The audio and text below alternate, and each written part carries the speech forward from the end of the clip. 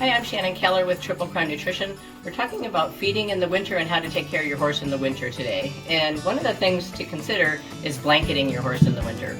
I live in Montana and it can get quite cold. I think tonight it's supposed to be about 9 degrees and maybe a little bit some wind, so our wind chill will be colder. So I've got a blanket on Peppy here. He has not developed much of a hair coat yet, so I have a little heavier blanket on him because it's going to be so cold and we're going to have some wind. I don't stall my horses at night. They have nice wind breaks to get out of the wind.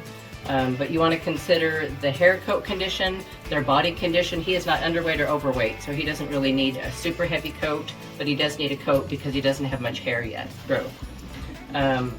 The blanket I'm using today is kind of just a medium winter waterproof blanket.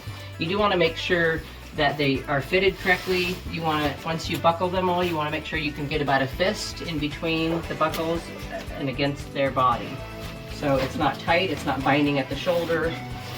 In the back end, it's not tight back here. On the legs either, you've got a little bit of room so they can move around, but they can't get a foot up in it and have anything bad happen there. So the other thing that we want to talk about is make sure you take your blankets off occasionally. Once a week is a good rule of thumb if you leave the blanket on the whole winter, because sometimes you don't know what the body condition scoring of your horse, how it's changing. Sometimes you'll take the blanket off after several months and they'll have lost a lot of body condition. So those are things to remember about how to consider blanketing your horse in the winter.